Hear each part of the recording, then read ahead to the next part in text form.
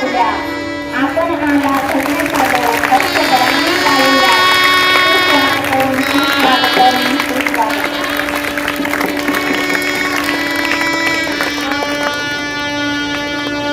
सन्माननीय पाहुण्यांचे आगमन व्यासपीठावर झालेले आहे.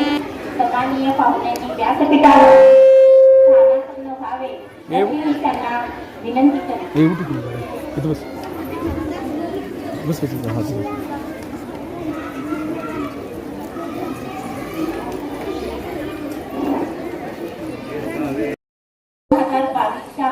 शालांत परीक्षेत बसणाऱ्या इयत्ता 10वी मधील विद्यार्थिनींना शुभेच्छा देण्यासाठी या ठिकाणी एकत्र जमलेलो आहोत. अशा या शुभचिंतन कार्यक्रमासाठी आपण अध्यक्ष म्हणून माननीय प्राध्यापक श्रीयुत सर्जेराव राऊत सर, शैक्षणिक विभाग प्रमुख, साठे शिक्षण समूह कोल्हापूर विभाग हे लाभलेले आहे. तसेच प्रमुख पाहुणे म्हणून माननीय श्रीयुत विजयकुमार कल्याणी, उप अभियंता भारतीय हवाई दल हे लाभलेले आहे. त्याचबरोबर प्रमुख पाहुणे म्हणून माननीय श्रीयुत रमेश बनगर सर, साठे शिक्षण समूह कराड हे लाभलेले आहे. अशा या कार्यक्रमाची सुरुवात विद्येची देवता सरस्वतीच्या पूजनाने व दीप प्रज्वलनाने होईल. आजच्या कार्यक्रमाचे अध्यक्ष माननीय प्राध्यापक सर्जेराव राऊत सर, प्रमुख पाहुणे विजयकुमार कल्याणी सर, तसेच रमेश बनकर व उपस्थित सर्व मान्यवरांनी प्रतिमेचं पूजन करण्यासाठी त्या ठिकाणी उपस्थित राहावे अशी विनंती. जी श्वेत पद्मासनावर विराजित आहे, जिच्या हाती वीणा आहे, जी श्वेत पद्मासनावर विराजित आहे, जिने शुभ्र वस्त्र परिधान केले आहे, जिला ब्रह्मा विष्णू आणि शरण्ये त्र्यंबके गौरी नारायणी नमोस्तुते.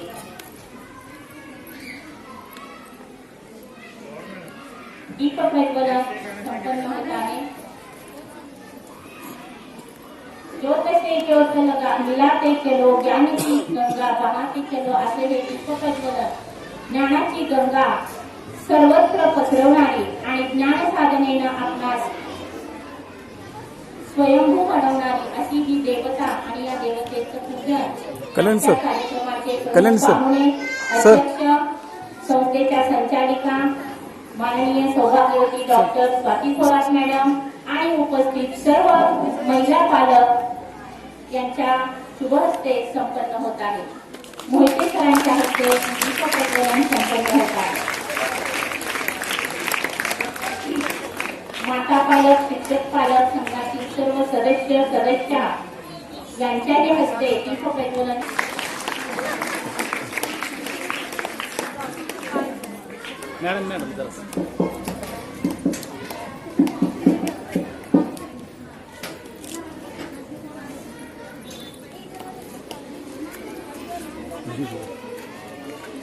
दीप प्रज्वलन संपन्न होत आहे.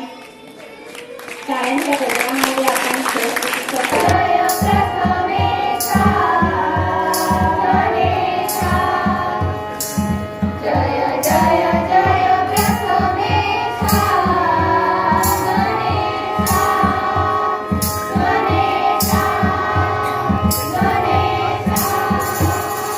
समूह कोल्हापूर यांचे स्वागत आमच्या शाळेच्या मुख्याध्यापिका यांनी शाल व श्रीफळ देऊन करावे अशी त्यांना विनंती करते.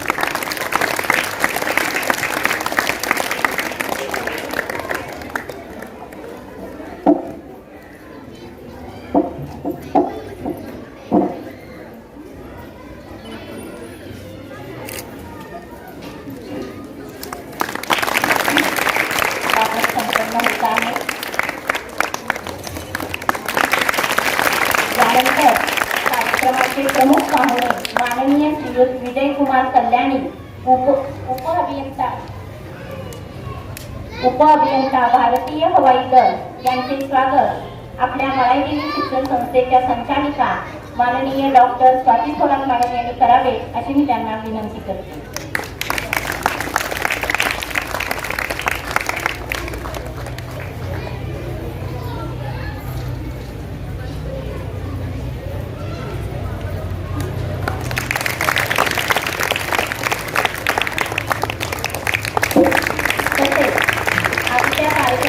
पाहुणे माननीय श्रीयुत रमेश बनकर सर, साठे समूह शिक्षण संस्था कराड यांचे स्वागत आपल्या शाळेचे पर्यवेक्षक माननीय श्रीयुत राजे सर यांनी करावे अशी मी त्यांना विनंती करते.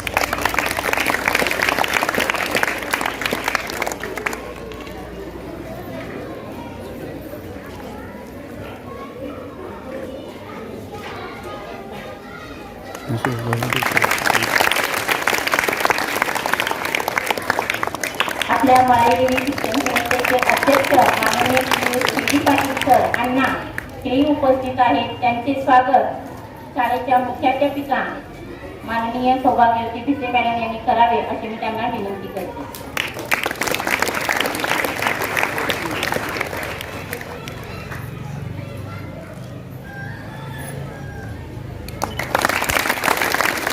संस्थेच्या संचालिका माननीय डॉक्टर स्वाती थोरात मॅडम यांचे स्वागत भिसे मॅडम यांनी करावे अशी मी त्यांना विनंती करते.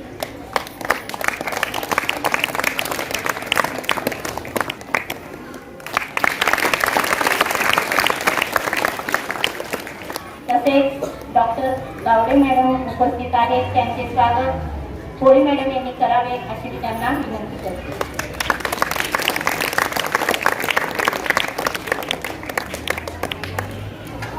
तसेच माननीय सौभाग्यवती अंजली पाटील मॅडम यांचे स्वागत मॅडमने करावे अशी विनंती. त्याचबरोबर माननीय सौभाग्यवती वनिता गावडे मॅडम यांचेही स्वागत शिर्के मॅडम यांनी करावे ही विनंती.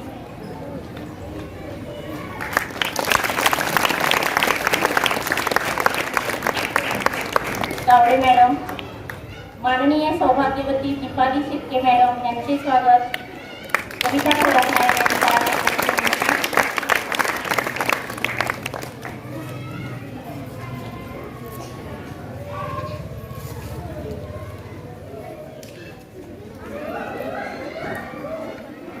माननीय सौभाग्यवती दीपाली शिर्के मॅडम, त्याचबरोबर जयश्री पाटील मॅडम यांचे स्वागत कविता मॅडम यांनी करावे अशी विनंती.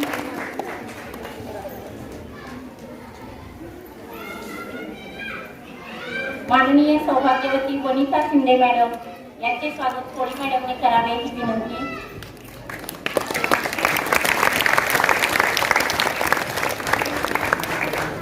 कार्यक्रमासाठी उपस्थित असणारे मोहिते सर इथे उपस्थित आहेत. त्यांचे स्वागत खराडे सर यांनी करावे अशी मी त्यांना विनंती करते.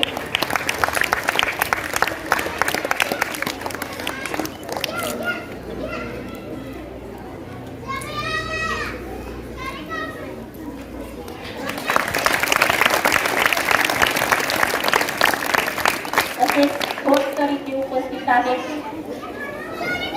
त्यांचेही स्वागत खराडे सर यांनी करावे अशी विनंती. थोरात सर ही उपस्थित आहेत. त्यांचेही स्वागत करावे. त्याचबरोबर सर्व उपस्थित माता पालक शिक्षक पालक यांचे स्वागत माननीय सभापती कोळी मॅडम यांनी करावे अशी त्यांना विनंती करते.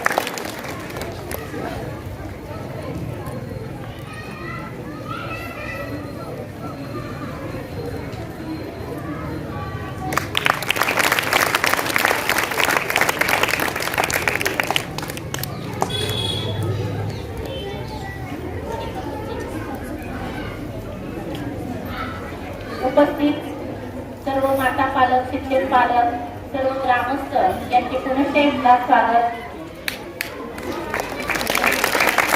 त्यानंतर कार्यक्रमाचे प्रास्ताविक आमच्या विद्यालयाच्या मुख्याध्यापिका माननीय सौभाग्यवती भिसे मॅडम यांनी करावे अशी मी त्यांना विनंती करते.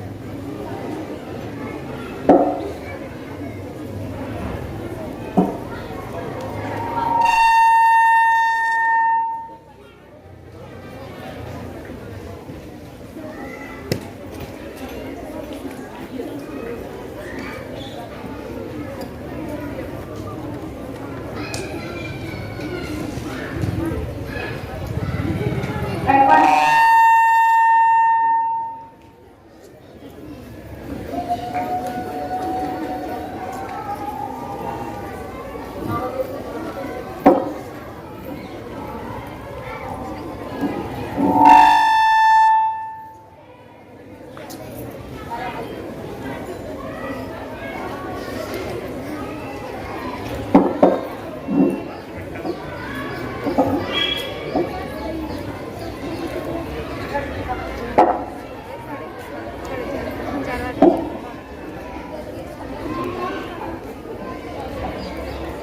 2 वर्षातून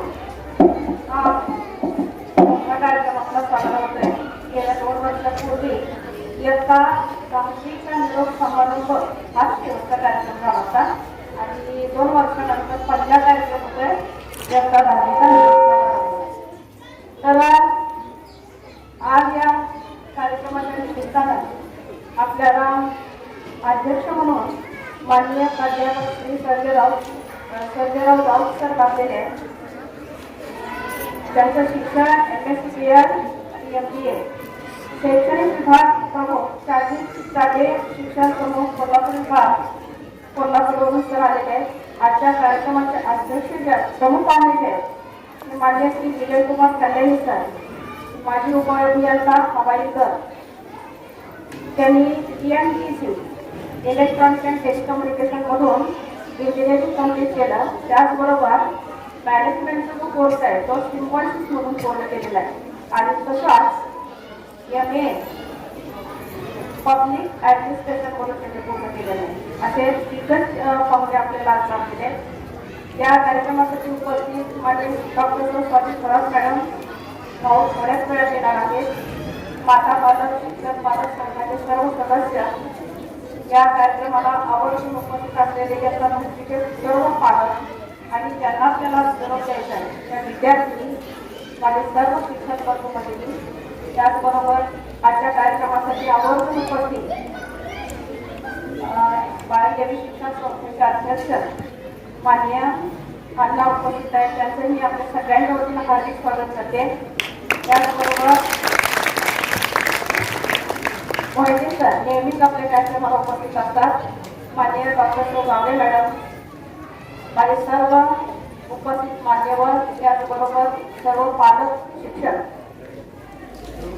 खूप दिवसांनी हा कार्यक्रम होतोय. कोरोनाच्या नंतरचा आपला हा पहिला कार्यक्रम आहे. सांगितलं चर्चा सुरू होते. आज सरांना सांगितलं सर आम्ही शाळा कधीच बंद केल्या नाही. जुलैपासून ऑगस्टपासून आमच्या शाळा सुरू होत्या आणि त्या शाळेचं सनिक म्हणजे आता आमच्या या विद्यार्थी इयत्ता 10वीच्या अगदी तयारीची परीक्षा चाललेली आहे. सराव घेतलेला आहे. त्याचबरोबर शाळा सुरू असल्यामुळं ऑफलाईन सगळा अभ्यासक्रम पूर्ण केला आणि आजचा हा कार्यक्रम आपण घेतोय. या निमित्तानं मला सांगायचं थोडंसं लॉकडाऊनचा उपयोग कसा करून घेतला. थोडंसं मला पायल संख्या संदर्भात सांगायचं आहे. पायल सिटी या ताटबीती सर आम्ही या लॉकडाऊनच्या काळामध्ये तिला स्वतः व्हिडिओ तयार करून अपलोड केले आणि स्वतः कोल्हापूरच्या ऑडिशनला गेली आणि तिथं तिचं सिलेक्शन होऊन आज ती चित्रपट सृष्टीमध्ये पदार्पण केलेलं आहे. वेगवेगळ्या सिरियल्समध्ये आहे, चित्रपटामध्ये ती झळकणार आहे. जरी शाळा बंद असली तरी आम्ही शिष्यवृत्तीचे सहभाग बंद केले नव्हते आणि त्याचा फायदा आम्हाला असा झाला की आमच्या 8 मुली वेगवेगळ्या शिष्यवृत्ती धारक झालेल्या आहेत. 3 मुली सारखी शिष्यवृत्तीमध्ये धारक झालेल्या आहेत आणि आपली शासनाची शिष्यवृत्ती आहे. या शिष्यवृत्तीमध्ये 8वीची एक मुलगी धारक झालेली आहे आणि पालक एक अत्यंत दुर्मिळ आम्हाला मिळालेले आहे. आमच्या शाळेची पूजा शिर्के नांदापूरची तिची PSI म्हणून कार्यक्रम झाली. आपण तिचा उल्लेख करण्यासाठी सरकारची नोकरी आली. हे आदर्श आहेत तुमच्या समोर या प्रत्येक मुलींच्यासाठी. गेल्या वेळेस परीक्षा झालेली नव्हते सर, पण आपल्या शाळेच्या विद्यार्थ्यांना 100% मार्क्स मिळाले. खूप हुशार आहे ती आणि ती आता इंजिनिअरिंगला डिप्लोमा करते. तर तिला 100% मार्क्स मिळाले आणि ही 100%ची जी परंपरा आहे निकालाची की या वर्षी या मुलींना ठेवायची. आता ऑफलाईन परीक्षा आपल्या शाळेतच होत आहे तरी सुद्धा ही बोर्डाची परीक्षा ही बोर्डाचीच परीक्षा आहे.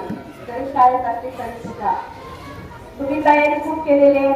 आज जसं आपण एखाद्या चांगल्या कार्यक्रमात तेव्हा आपली आई घराची वडीलधारी मंडळी आपल्या हातावरती दही ठेवतात आणि चांगल्या कार्यक्रमाची सुरुवात चांगल्या कामाची सुरुवात चांगली व्हावी अशी अपेक्षा करतात।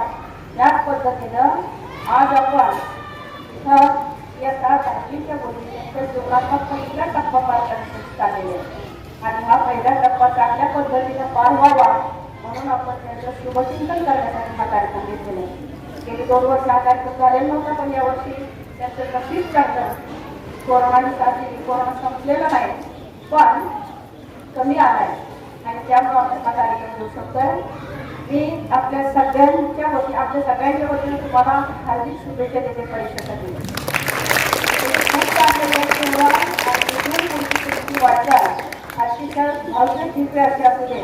ज्याप्रमाणे पूजा शिर्के एक अधिकारी म्हणून पुढे येते तसंच तुमच्यातल्याही अधिकारी म्हणून भावी आयुष्यामध्ये तुम्ही या शाळेला विजिट करावी अशी मी अपेक्षा व्यक्त करते।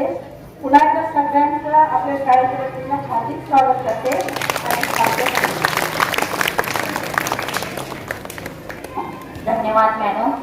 यानंतर सन 2021-22च्या इयत्ता 8वी शिष्यवृत्ती परीक्षेमध्ये शिष्यवृत्तीधारक झालेली आपली विद्यार्थिनी कुमारी जान्हवी जयदीप पाटील तिचा व तिच्या पालकांचा सत्कार आजच्या कार्यक्रमाचे प्रमुख अध्यक्ष व पाहुणे यांच्या हस्ते त्यांनी करावा अशी मी त्यांना विनंती करते। जान्हवी आणि जान्हवीच्या पालकांनी स्टेजवरती यायचं आहे। जान्हवीची मम्मी आलेली आहे, या पुढे।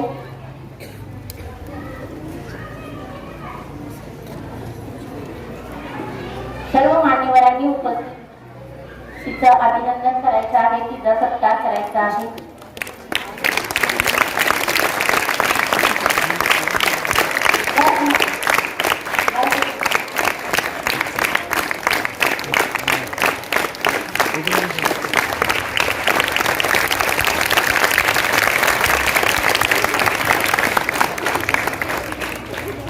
यानंतर स्वर्गीय दादासाहेब मोकाशी कृषी विकास प्रतिष्ठान राजमाची तालुका कराड चित्रकला स्पर्धा घेण्यात आल्या होत्या। त्यामध्ये कुमारी वैष्णवी प्रवीण कुमार जाधव इयत्ता 9वी प हिचा विभागातून प्रथम क्रमांक आलेला आहे, परंतु तो क्रमांक विभागला गेलेला आहे। 3000चं बक्षीस आहे, त्यामध्ये 1500 रुपये बक्षीस तिला देण्यात आलेला आहे। तिचाही सत्कार सर्व मान्यवरांनी करावा अशी मी त्यांना विनंती करते।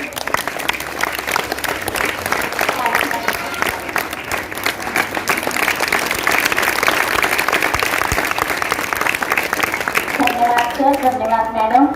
आपल्या कन्या शाळेची इयत्ता 8वी ब मधील विद्यार्थिनी कुमारी पायल नंदाजी शिर्के मराठी फिल्म इंडस्ट्रीजमध्ये दिग्दर्शक अजित पाटील यांच्यातर्फे मराठी निसर्ग प्रेमी अल्बम सॉन्ग मध्ये तिला लीड अभिनेत्री म्हणून तिची निवड झाली व तिचा संगीत अल्बम प्रसिद्ध झाला आहे। त्याबद्दल तिचाही सत्कार सर्व मान्यवरांनी करावा अशी मी त्यांना विनंती करते।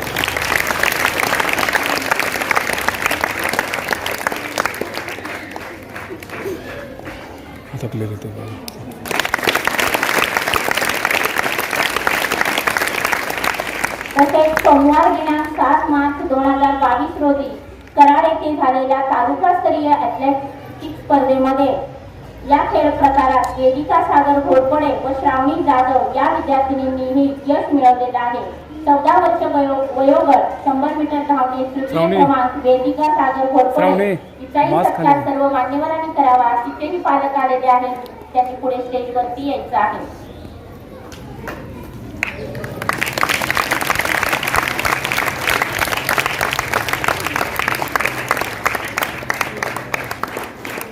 वेदिका घोरपडे तिचा सत्कार होत आहे।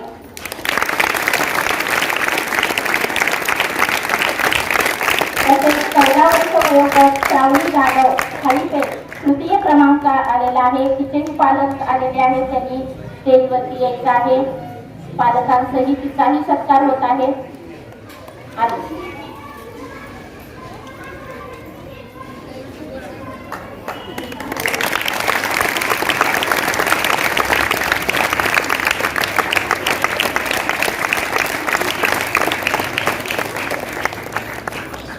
धन्यवाद सर, धन्यवाद मॅडम।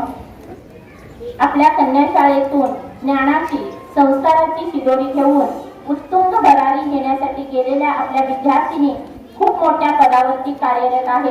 कालच आपल्या कन्याशाळेची माजी विद्यार्थिनी नांदलापूर या गावची PSI म्हणून निवड झालेली आहे. असं हे उत्तुंग यश आमच्याकडे आणि त्यासाठी आपण पूजा शिंदेचं पुन्हा एकदा टाळ्या वाजवून तिला आपण अभिनंदन करणार आहोत.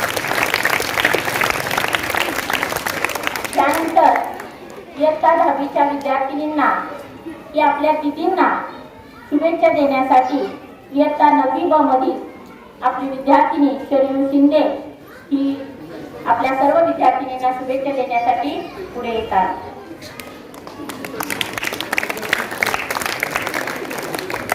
नमस्कार, मी शर्वरी शिंदे, इयत्ता 9वीतील विद्यार्थी. आज इयत्ता 10वीच्या विद्यार्थिनींचा निरोप समारंभ. 5वी ते 10वी या शाळेत शिक्षण घेऊन आता ही पाखरं उडण्यास सज्ज झाली आहे. तेव्हा मी त्यांना सांगू इच्छिते, करून जावे बरेच काही निघून येथून जाताना, करून जावे बरेच काही निघून येथून जाताना, गहिवर यावा जगास साऱ्या निरोप शेवटी घेताना, गहिवर यावा जगास साऱ्या निरोप शेवटी घेताना. उडत्या पाखरांना परतीची तमा नसावी, उडत्या पाखरांना परतीची तमा नसावी, नजरेत नेहमी नवी दिशा असावी, घरट्याचं काय केव्हाही बांधता येईल, क्षितिजा पलीकडे झेप घेण्याची मनात जिद्द असावी, क्षितिजा पलीकडे झेप घेण्याची मनात जिद्द असावी. म्हणूनच मी म्हणते, तुम्ही या शाळेतून निघून जरी चालला असाल तरी काहीतरी नवीन करून दाखवण्याची जिद्द मनात ठेवा व भविष्यात आपल्या शाळेतील शिक्षकांची अभिमानाने मान उंचावेल असे काहीतरी करून दाखवा. धन्यवाद. त्यानंतर इयत्ता 9वीची विद्यार्थिनी आपलं मनोगत व्यक्त करणार आहेत. प्रथम निकिता थोरात. सर्वप्रथम जमलेल्या सर्व मान्यवरांना, शिक्षकांना आणि पालकवर्गाला आणि माझ्या मैत्रिणींना माझा वंदनीय नमस्कार. आणि आता मी माझ्या वक्तव्यास सुरुवात करत आहे. Every school gives knowledge, but my school builds the future of students. And my school has made me what I am today. आज शाळेत 10वीचा निरोप समारंभ व शुभचिंतन समारंभ आहे. खरं तर हा निरोपाचा क्षण नाही, खरं तर हा निरोपाचा क्षण नाही, आनंदाचा क्षण आहे. खरं तर हा निरोपाचा क्षण नाही, आनंदाचा क्षण आहे. पाऊस बाहेर पडताना रेंगाळणारं मन आहे, पाऊस बाहेर पडताना रेंगाळणारं मन आहे. खरं तर आज खूप वाईट वाटतंय. 5वी ते 10वी पर्यंतचा प्रवास या शाळेमध्ये झालाय. शाळेने खूप काही सुखद आठवणी दिल्या आहेत.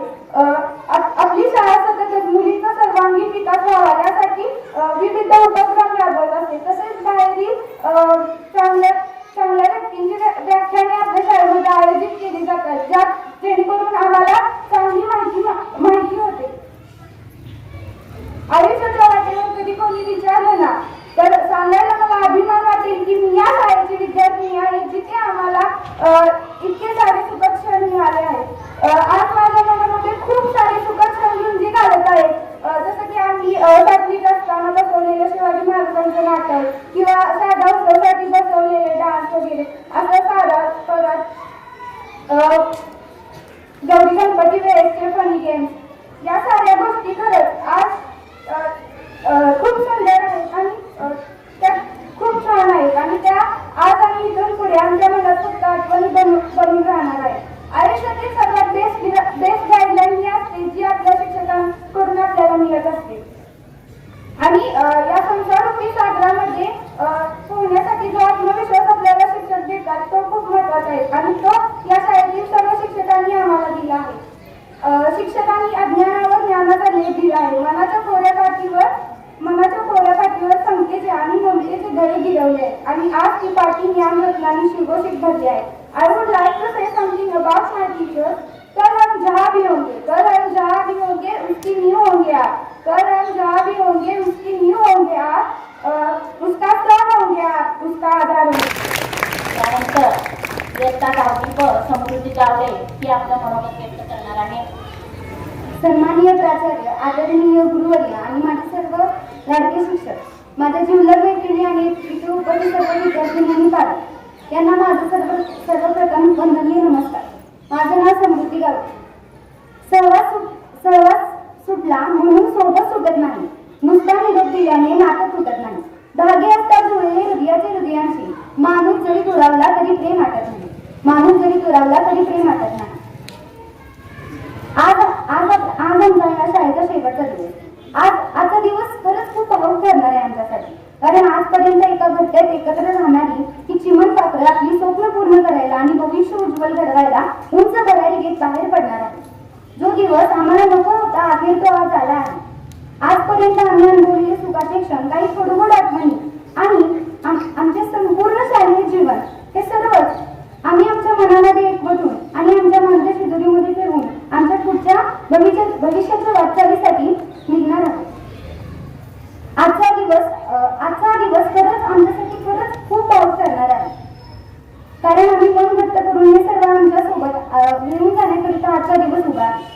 उद्यापासून आपल्या सर्वांचाच प्रवास वेगळा असेल. रोज सकाळी लवकर उठून पटकन तयार होऊन एकाच दिशेने म्हणजे आपल्या शाळेच्या दिशेने चालत येणारी धावत येणारी इंग्लिश पावलं आज मोठ्या पावलांच्या रूपामध्ये आपल्या अस्तित्वाच्या शोधासाठी वेगवेगळ्या मार्गाने पडणार आहे. मी या शाळेत 5वी मध्ये प्रवेश केला. त्यावेळेस आमच्या वर्ग शिक्षक कराडे सर होते. त्यांच्याशी तर अगदी मैत्रीचे नाते होते. त्यांनी आम्हाला भूगोल इतिहास हा विषय अत्यंत उत्कृष्टरित्या शिकवला. नंतर 8वीला पिंपटी सर होते. त्यांनी खूप छानरित्या विज्ञान विषय शिकवला. आता सर्व शिक्षकांचं नाव घेत नाही, पण सगळ्या शिक्षकांनी खूप छानरित्या सगळेच विषय शिकवले. त्यांच्या जीवनाचा एक आदर्श दाखवला आणि मी माझ्या परीने प्रयत्न करेन की त्यांच्यासारखं आदर्श जीवन माझंही घडेल. भविष्यामध्ये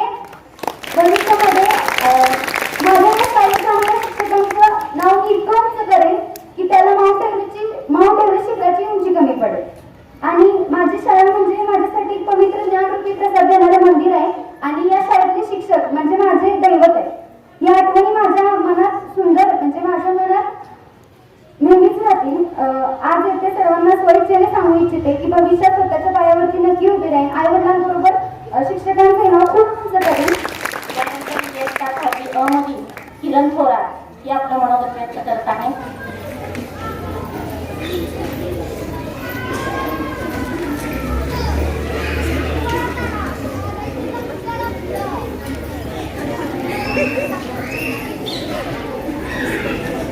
सोबत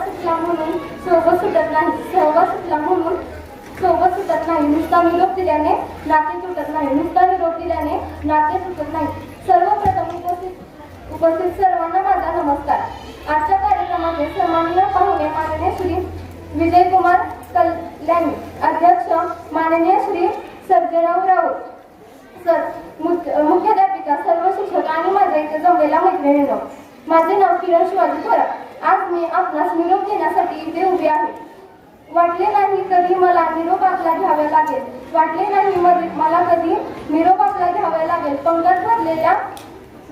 पंखात भरलेल्या विचारबळाने भरारीला सिद्ध व्हावे लागेल. आज माझ्यासोबत असलेल्या विद्यार्थिनींची अवस्था ही अशीच झाली आहे. अनेक मागील जुन्या आठवणी आज आमच्या डोळ्यांसमोर तरत आहेत. 5 वर्षापूर्वी आम्ही या शाळेत आलो होतो. त्यावेळी ही मनात थोडी भीती होती आणि आजही आपला कंठ दाखल आला आहे. याला कारण देखील ही शाळाच आहे. कारण आजपर्यंतच्या सर्व आठवणी आम्ही या शाळेत साठवून ठेवलेल्या आहेत. आज शाळा सोडताना खरंच मला खूप वाईट वाटत आहे. जे मी शब्दातही व्यक्त करू शकत नाही. या शाळेने आम्हाला खूप काही शिकवण मिळाली. भरपूर गमती केल्या जिथे आम्हाला आई वडिलांसारखे शिक्षकांचे प्रेम मिळाले. एक नवीन नातं जोडून मैत्री करायला शिकलो. जिथे आम्हाला शिक्षकांबरोबर जीवन कसे जगावे याचं ज्ञान मिळालं. मला असाच एक आमच्या शाळेतील प्रसंग सांगावासा वाटतो.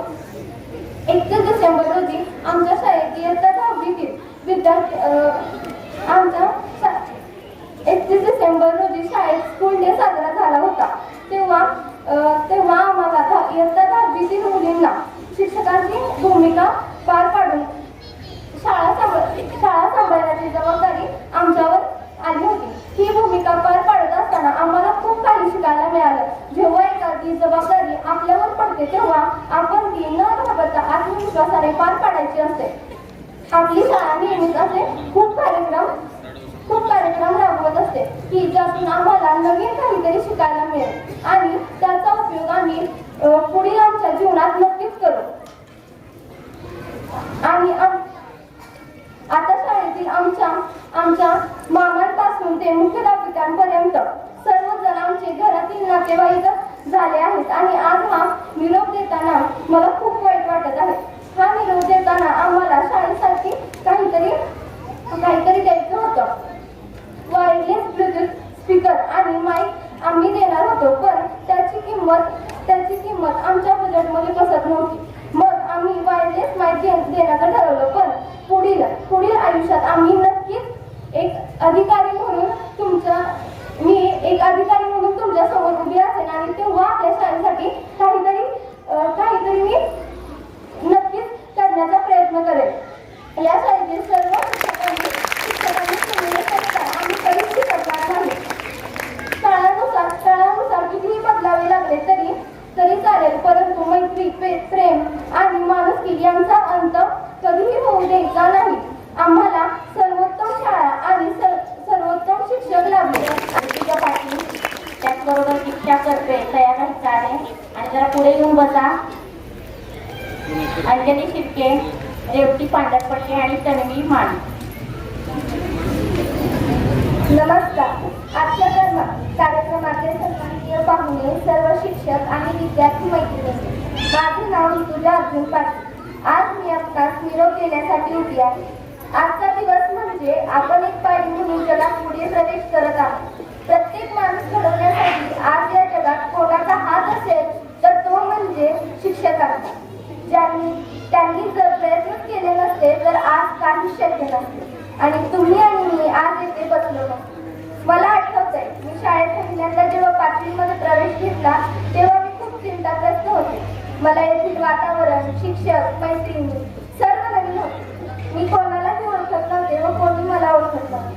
पण आज मी या व्यासपीठावर उभी राहून प्रत्येकाची नावे सांगू शकते, कारण तुम्ही लोक माझ्या मनात इतके बसले आहात की मी तुम्हाला विसरणं हे अशक्य गोष्ट आहे.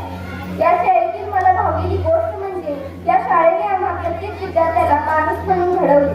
प्रत्येक विद्यार्थ्यामधील गुण, कला, कौशल्य ओळखून त्यानुसार योग्य मार्गदर्शन केले. या शाळेविषयी जेवढे बोलावे तेवढे कमीच आहे. तरीही या शाळेने दिलेले संस्कार सुदूरीवर धरून आम्ही नक्कीच आमचा आदर्श निर्माण करू.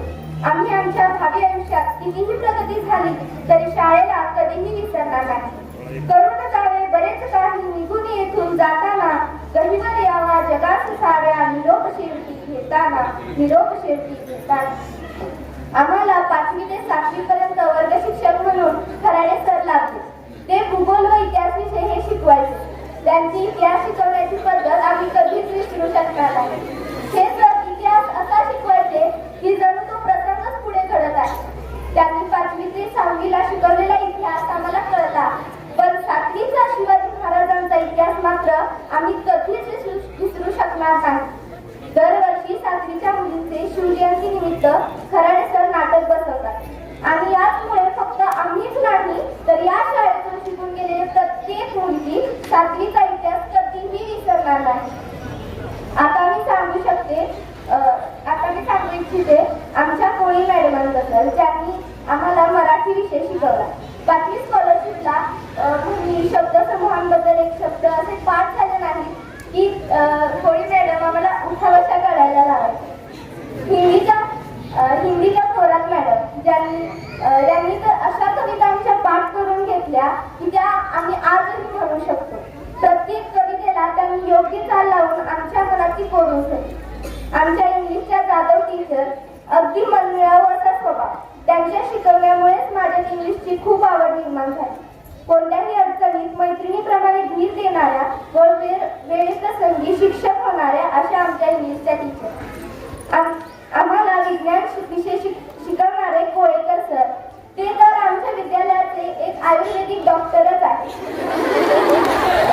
सर्व आजारांचे घरगुती उपाय त्यांच्याकडे आहेत. हे झालं आमचं 7वी पर्यंत.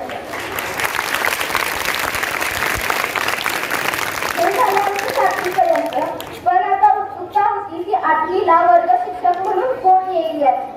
आम्हाला वर्ग शिक्षक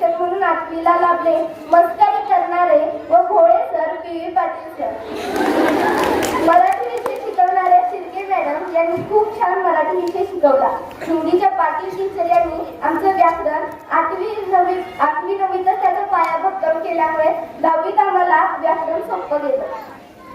आम्हाला दहावीत परत वर्ग शिक्षक बदलले आणि कळले की ते आमच्यासाठी नवीन आहे.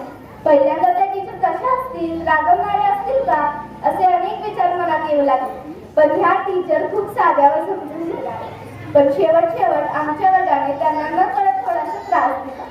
आम्हाला 10वीला विज्ञान शिकवणारे आमचे पर्यवेक्षक सर म्हणजे राजेश सर. त्यांनी आम्हाला चेष्टा मस्करी करत कधी कधी रागवत आम्हाला विज्ञान विषय शिकवला. आमच्या मुख्याध्यापिकांनी आम्हाला वेळोवेळी योग्य मार्गदर्शन केले. वेगवेगळी व्याख्याने उपलब्ध करून दिली. आमच्या शिपाई मामांनी आम्हाला खूप मदत केली. या सर्वांचे मी मनापासून आभार मानायचे. सब बदल जाएगा इसके बाद ये बोर्ड एग्जाम्स खत्म होते ही एक नई जिंदगी हमारे सामने होगी. अभी इनमैच्योरिटी से भरे पड़े हम सब अंदर से अब कहीं से ये मैच्योरिटी भी लानी होगी. यकीन करना थोड़ा मुश्किल है कि जहाँ इतने सालों गुजारे थे अब वहाँ से जाना पड़ेगा. हर रोज आना हुआ करता था जिधर, अब सामने से गुजर कर भी नेहर गुजरना पड़ेगा. त्यानंतर त्याकडे 2-2 मिनिटांमध्ये आटोपलं घ्या, म्हणजे पाहुण्याचे आपल्याला चांगले विचार ऐकायचे आहेत.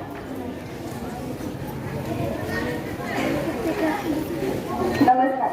ज्ञान दिल्याने ज्ञान वाटते, त्याच ज्ञानाचे मंदिर आहे. येथील शिक्षकांनी आम्हाला सुंदर असा आकार दिला, त्यामुळे सर्वप्रथम मी सर्व शिक्षकांना अभिवादन करते. सन्माननीय उपस्थित मान्यवर आणि येथे जमलेल्या माझ्या मैत्रिणींनो, आज या शालेय जीवनातील माझे हे शेवटचे भाषण आहे. आज मला हे भाषण करताना खरंच खूप दुःख होत आहे.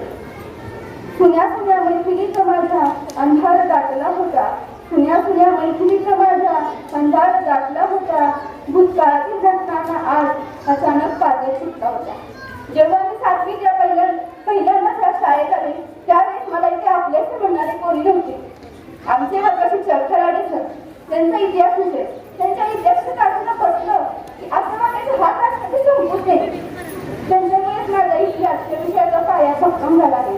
ते म्हणतात ना, जो बोलक्यांचे होते सागरात भेट, एक लाट केली पुन्हा नाही गाठ. रात्रीच्या सुगंधाची कोणी चर्चा करत नाही. वाऱ्याच्या धुकीबरोबर तो आला की आपले मन अगदी प्रसन्न होऊन जाते. अगदी तसंच माझा आमच्या या शाळेसोबत आहे. शाळा होय, हा असा 2 अक्षरी शब्द जिथे आम्ही सर्वजण पहिल्यांदा एकत्र भेटतो. त्यावेळी माझ्या डोळ्यात अश्रू होते आणि आजही माझा कंठ दाखवून आला आहे. याला कारण ही शाळाच आहे. आज शाळा सोडताना मनाला खूप दुःख होते, जे शब्दात देखील व्यक्त केले जाऊ शकत नाही. पण आज म्हणावं लागेल, निरोपाचा क्षण नाही, आनंदाचा क्षण आहे. पाऊले बाहेर पडताना रिंगाणारं नाही. शाळा म्हणजे काय असतं हे मला शाळेपर्यंत समजतं. तेव्हा असं स्वप्नात सुद्धा वाटलं नव्हतं की इथे काही भरपूर गमती करायला मिळतील. या शाळेत आम्ही खूप काही मस्ती केली आहे. उदाहरणं सांगायचं झालं तर खूप उदाहरणं आहेत. सुट्टीच्या वेळी बँकवरती उभं राहून उड्या मारणं किंवा स्कॉलरशिपच्या वर्गात खूप खेळणं, खूप काही मस्ती आम्ही या शाळेमध्ये केली आणि यासाठी प्रत्येक बँक साक्षीदार आहे. आमच्यासारख्या नवख्या पक्षांना स्वतःच्या घरासारखं नवीन घरट मिळालं, जिथे आम्हाला आई वडिलांसारखं प्रेम मिळालं, जिथे आम्हाला एक नवीन नातं जोडून दोस्ती करायला मिळाली, जिथे आम्हाला शिक्षणाबरोबरच जीवन कसं जगावं याचं ज्ञान मिळालं, जिथे आम्ही खोडसाळपणा केला, जिथे आम्हाला चुकीला शिक्षा मिळाली, जिच्या हृदयात आम्ही आजवणीचा हात खजिना भरला आहे, ती म्हणजे माझी शाळा. शालेय जीवनाचा सुखद प्रवास केवळ लवकर संपेल असं स्वप्नात सुद्धा वाटलं नव्हतं. बघता आज शालेय जीवनाची वर्षे एका अचानक आलेल्या वादळाप्रमाणे केव्हा निघून गेली हे सुद्धा समजलं नाही. पण हे वादळ सोबत एक गोष्ट मात्र इथेच ठेवून गेलं, ते सोबत घेऊन जाऊ शकलो नाही. ते म्हणजे आठवणी. ते म्हणतात ना, गेलेले दिवस आणि राहिल्याचा फक्त आठवणी. सर्व गुरुजनांना सादर प्रणाम करून मी श्रीमती प्रेमलताई चव्हाण, कन्या शाळा मलकापूर या वृक्षवृक्षाच्या सावलीत आलेला एक छोटासा पक्षी आज इथे निरोप समारंभासाठी उभा आहे. इथे बसलेल्या माझ्या विद्यार्थिनींची अवस्था ही शास्त्री संग्रह 90 प्रमाणेच झालेली आहे. प्रत्येकाची शरीर जरी इथे असली तर मन मात्र जुन्या स्मृतींना जागी करण्यात गुंग झालेले आहे. खरंच किती अविस्मरणीय होता हा प्रवास. या मूर्ती शाळेत माझ्यासारख्याचे आगमन झाले. या मातीच्या गोळ्याला तरी प्रेमाचा स्पर्श तर कधी शिक्षण रूपी दिव्यात टाळून खाऊन एका मूर्तीचं रूप दिले तेथील शिक्षकांनी. पाचवीपासून जसजशी माझी शारीरिक उंची वाढली तशी मानसिक उंचीही वाढली. माझ्या गुरुजनांनी फक्त अभ्यासातील विषयांचीच माझी मैत्री जमवली नाही तर जगात कसे वागायचे कसे राहायचे हे देखील शिकवले. अभ्यास 6 वर्षात या फुलपाखराचे रूपांतर या सुमंताचे रूपांतर फुलपाखरात झाले. आज सगळे शिक्षक सांगत होते, आज आम्ही तुम्हाला तुमच्या भावी आयुष्यासाठी शुभेच्छा देत आहोत. खरंच म्हणजे भेटीच्या पोटीच असतात ताटाटुटे आणि डोळे पाणावले. पावसाळ्यात गाडीच्या काचेतून काय दिसू नये तसं झालं, पण तिथे निदान आणि वाटत तरी असतात हो. पण इथे भरून आलेल्या आकाशातून पाऊस पडतो. काय गंमत आहे ना. जेव्हा शाळेत पहिलं पाऊल टाकलं तेव्हाची अवस्था आजच्यासारखीच होती. फक्त तेव्हा भीती होती आणि आता आहे प्रेम. तेव्हा मी मातीचा गोळा होतो आणि आता शाळेने घडवलेलं एक शिल्प. जाता जाता एवढेच म्हणेन, या शाळेनंच आम्हाला तास, स्नेहसंमेलन, सहली, चर्चापत्र, गृहपाठ, शिक्षा, गप्पा इत्यादी बाबीचा जाणता अनुभव दिला. हे सगळं बघून तरी शाळेशिवाय जगणं अशक्यच आहे असं वाटल्याशिवाय राहत नाही. अहो बाहेर आमची कितीही कौतुक होऊ द्या, या सगळ्याचं श्रेय जातं शाळेतलं. आता 10वी नंतर हे सगळं संपलं. शाळेची शिथिजा संपली, पण या शिथिजापर्यंत पाहू शकणारी दिव्य दृष्टी दिली शाळेनंच आम्हाला घडवलं. अशी ही शाळाच आमची अंतरात्मा असताना आम्ही या शाळेला निरोप द्यायचा मुळीच नाही. या शाळेला आम्ही निरोप देत नाही. या शाळेतून आम्ही निरोप घेत होतात आमच्या व्यक्तिमत्वाचा छोट्या कुंडीतून जमिनीत लावण्यासाठी. एवढं बोलून मी माझं भाषण संपवते आणि सर्व विद्यार्थ्यांना यशस्वी बोर्डसाठी खूप खूप शुभेच्छा. धन्यवाद. यानंतर कार्यक्रमाचे प्रमुख पाहुणे माननीय श्रीयुत विजयकुमार कल्याणी सर यांनी आमच्या विद्यार्थिनींना मार्गदर्शन करावे अशी मी त्यांना शाळेच्या वतीने विनंती करतो. सगळे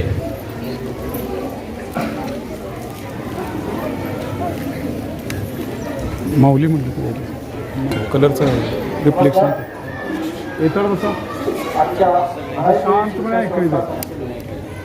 आता तिकडे गेला 7वी निरोप समारंभ इथे आयोजित करण्यात आलेले आहे.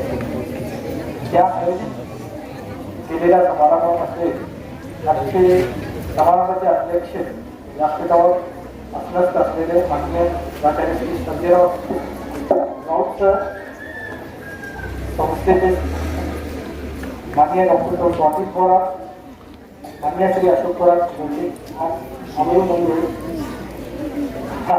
माननीय सौ अंजली पाटील, माननीय श्री दिलीप थोरात, माननीय श्री प्रवीण खोत, माननीय सौ वनिता गावडे, माननीय श्री जयश्री पाटील, माननीय सौ दीपाली शेळके, माननीय सौ वनिता शिंदे आणि शाळेच्या मुख्याधिकाऱ्या सौ दिसे मॅडम, या सगळ्यांनी हा जो कार्यक्रमात शाळेतर्फे जो आयोजित केलेला आहे आणि आज या कार्यक्रमासाठी जे आपण सगळेजण गोळा झालेला आहे त्या सगळ्यांचं मी मनापासून पहिल्यांदा स्वागत करतो आणि आभार पण मानतो. कारण त्याला एक कारण मी असं की काल 8 मार्च हा दिवस जागतिक महिला दिन म्हणून सर्व जगामध्ये साजरा केला गेला आणि योगायोगानं 9 मार्चला मला आपल्या कराच्या परिस्थितीत असलेले सगळे ज्या ठिकाणी प्रेरणादायी संवाद करण्याच्या या पूर्णपणे विद्यार्थिनी असलेल्या मुलींच्या शाळेमध्ये मला बोलण्याच्या संधी या शाळेच्या आयोजकांच्याकडून मिळाल्यामुळे मला विशेष त्याचा आनंद झाला. कारण आजपर्यंत मी बऱ्याच वेळेला करिअर गायडन्स या विषयावर मी बऱ्याच ठिकाणी बोललो आणि बरेचसे जण येतात, पण पूर्णपणे मुलींच्या शाळामध्ये जाण्याचा हा माझा पहिला प्रसंग आहे. त्यामुळे मला विशेष आनंद झाला की कालचा तो जागतिक महिला दिन आहे, आजचा हा घडून आलेला कार्यक्रम एका दृष्टीनं माझ्या आयुष्यामध्ये जी एक उणीव राहिलेली होती ती पण मानावा असं वाटतं की ती भरून निघाली. त्यामुळं आज मी इथं बसलेल्या सर्व मुलींना सर्व महिला वर्गांना मी त्याच्या शुभेच्छा मनापासून देतो. आणि एक गोष्ट सांगतो की आयुष्याच्या प्रत्येक टप्प्यावर आयुष्याच्या प्रत्येक टप्प्यावर आपली योग्य भूमिका बजावून यशस्वीपणे आपले कर्तव्य जगाला दाखवून देणाऱ्या आई, बहीण, मुलगी आणि मैत्रीण अशा विविध स्वरूपात पुरुषांच्या मार्गात खंबीरपणे यशस्वी उभ्या राहणाऱ्या समस्त स्त्रीवर्गाला माझा नमस्कार आणि महिला दिनाच्या लाख लाख शुभेच्छा. आता या विषयावर जास्त काही बोलणार नाही. कारण माझा विषय हा वेगळा आहे. फक्त हा दिवस जोडून आला म्हणून मी थोडंसं 2 मिनिटं त्याच्यावरती घेतले आहे. तर करिअर या विषयावरती मला बोलवायला संधी दिल्याबद्दल मी त्या विषयावरती मला पूर्ण वेळ वापर करेन. फक्त मला एकच जे 10वी मध्ये आता किंवा 9वी मध्ये मी याचा पण 9वीचा पण या मुद्दा पण उल्लेख करतो. कारण आज 9वी मध्ये जे आहे ते 2-3 महिन्यांना 10वी मध्ये जाते आणि या 10वीच्या लोकांची मुश्किलीनं आता 8 दिवसाचेच त्यांचे 10वीचे दिवस मोजले जाते. कारण त्यानंतर त्याची बोर्डाची परीक्षा असते. तर करिअर हे कोणाला करावंसं वाटतं. जर 10वीच्या मुलींनी किंवा 9वीच्या मुलींनी मला जर हात वर करून सांगितलं की आमच्या आयुष्यात आम्हाला करिअर करायची खरोखर इच्छा आहे, असे किती जण?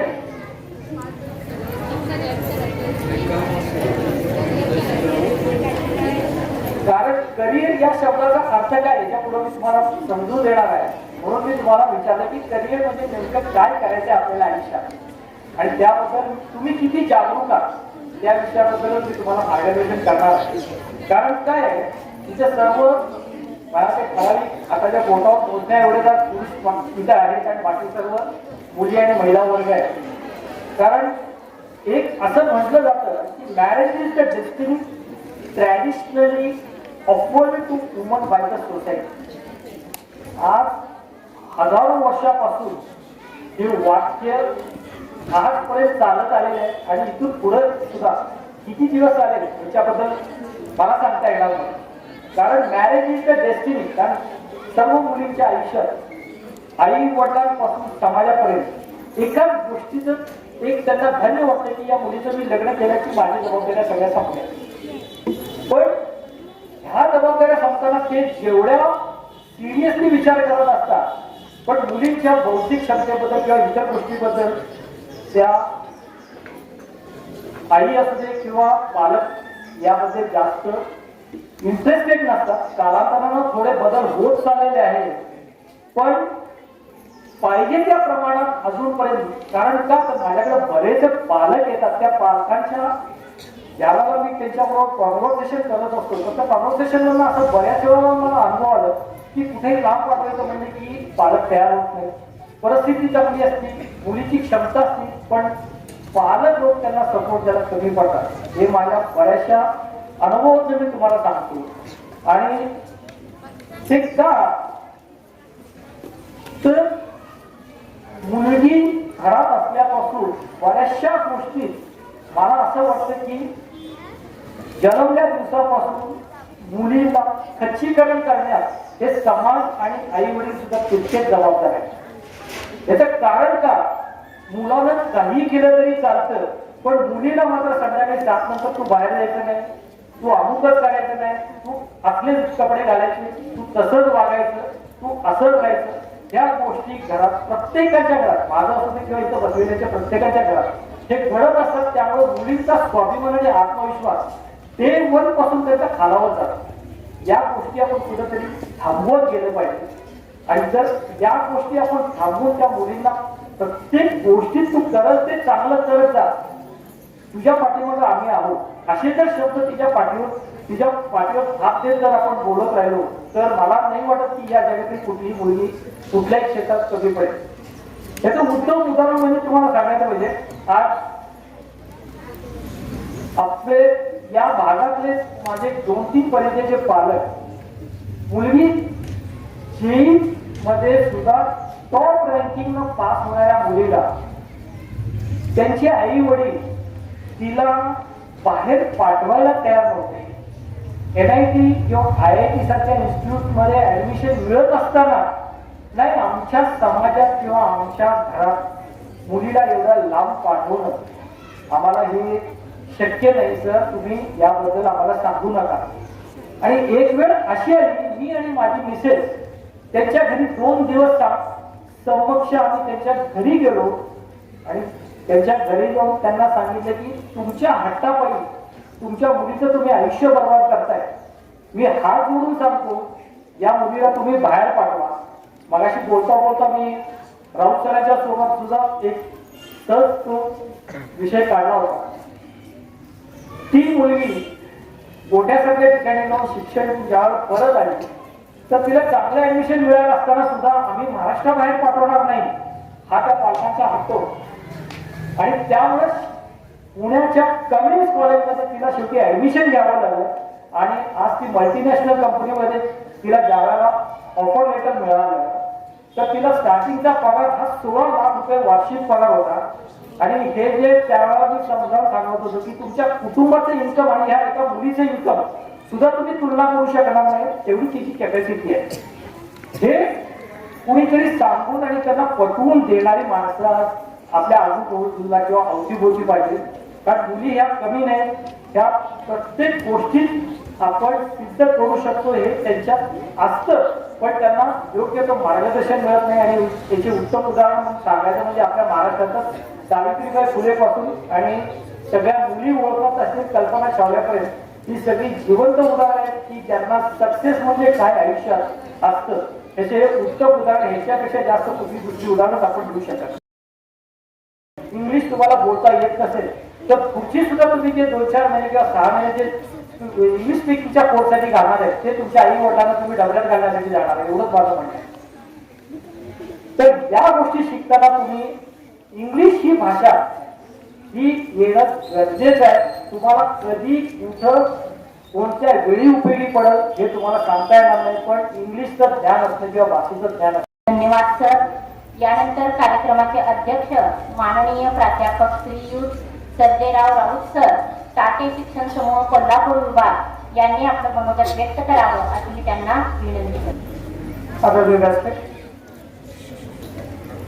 समोर उपस्थित सर्व भगिनी, आज आपण इयत्ता 10वीला शुभेच्छा देण्यासाठी आणि इतर विद्यार्थिनींना उज्ज्वल भवितव्याची संधी प्राप्त करून देण्यासाठी या ठिकाणी एकत्रित जमलेलो आहोत. मी सर्वप्रथम इयत्ता 10वी मधल्या सर्व मुलींना इयत्ता 10वीच्या परीक्षेसाठीच नाही तर इथून पुढच्या उज्ज्वल भवितव्यासाठी सर्व मान्यवरांकडून हार्दिक हार्दिक शुभेच्छा देतो. इयत्ता 10वीची परीक्षा ही आपल्या जीवनातली खूप छोटी परीक्षा आहे.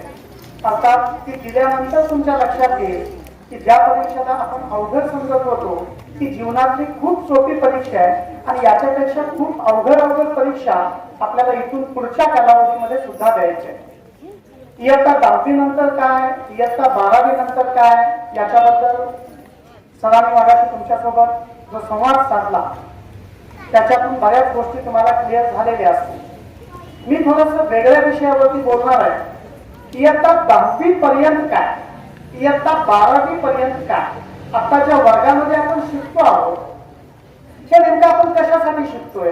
कारण बऱ्याच वेळेला मी ज्या वेळेला तुमच्यासारख्या लहान मुलींना प्रश्न विचारतो की काय बरं आपण नेमका अभ्यास कशासाठी करतो, बऱ्याच विद्यार्थिनींना नेमकेपणाने याच प्रश्नाचं उत्तर माहित नसतं आणि मग अगदी निरागसतेनं ती मुलं उत्तर देतात की आमच्या मॅडम पनिशमेंट देतात म्हणून अभ्यास करतो, परीक्षेमध्ये मार्क मिळवायचे असतात म्हणून अभ्यास करतो, नाही अभ्यास केला तर बाबा रागवतात म्हणून अभ्यास करतो, आई कदाचित मारते म्हणून अभ्यास करतो, उज्ज्वल भवितव्यासाठी मला अभ्यास करायचा आहे असं वाक्य खूप कमी मुलींच्या तोंडातून येतं.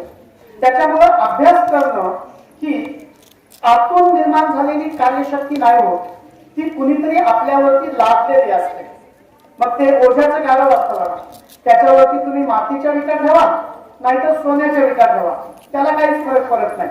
त्याला माहित असतं मला ओझं न्यायचं आहे, मग ते मातीचं ओझं आहे का सोन्याचं ओझं आहे, गाडवाला काही फायदा किंवा तोटा असत नाही. तसंच बऱ्याच वेळेला आपलं होतं आणि मग बऱ्याच वेळेला हा प्रश्न अगदी इयत्ता 5वी पासून इयत्ता 10वी पर्यंतच्या मुलींना पडतो की मला इयत्ता 8वीला 90% मार्क्स पडले, मी काय केलं?